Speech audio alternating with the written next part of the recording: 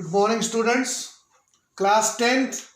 Today we are going to start the new subtopic of chapter number 13, surface area and volumes.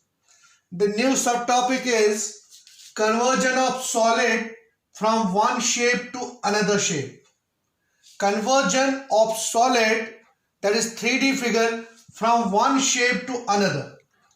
So children, जैसे कि आपको पता है कि आपने देखा होगा generally you have seen a candle. जो कैंडल होती है वो generally in the shape of किसमें सिलेंड्रिकल शेप होती है. सो जनरली आप इस शेप में देखते हैं कैंडल को, और ये कैंडल जो होती है वो वैक्स की बनी होती है. तो अगर सिलेंड्रिकल शेप में आपके पास इस वक्त ये कैंडल है और इसका जो वैक्स है, अगर इसको हम मेल्ट करेंगे और जो मोल्टन स्टेट में जो वैक्स आएगा, ठीक है, मोल्टन स्टेट में जो वैक्स आएगा, पिघला हुआ वैक्स, उसको हम किसी दूसरे कंटेनर जनरली अब हम इसको चेंज करना है शेप, किसी दूसरे कंटेनर में डालेंगे.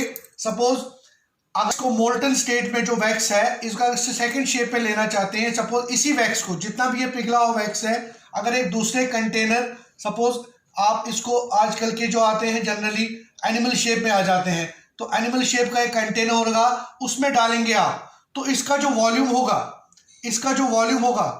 जो सिलेंड्रिकल वॉल्यूम होगा, वो इस जो दूसरा शेप जो एनिमल शेप में लिया होगा आपने, उस शेप के बराबर होगा. मतलब आपने क्या समझा कि जब भी किसी को हम एक शेप से मोल्ड करके, जैसे हमारे पास मिट्टी होती है, मिट्टी से आपने एक क्यूबाइड बना दिया और उसी क्यूबाइड का बना हुआ है. अब इस मिट्टी को हमने मोल्ड करके, रिमोल्डिंग करके, जब हमने इसका दूसरा शेप दे दिया, कोनिकल शेप, तो जो इसका वॉल्यूम होगा क्यूबाइड का, वो कोन के वॉल्यूम के बराबर होगा, इसके वॉल्यूम के बराबर. ये दोनों वॉल्यूम आपस में बराबर होंगे. मतलब volume of cylinder will be equal to volume of cone. कब? जब आपने एक शेप से उसका दूसरा शेप दिया. मतलब on recasting volume remain same, on recasting volume remain same, volumes remain same.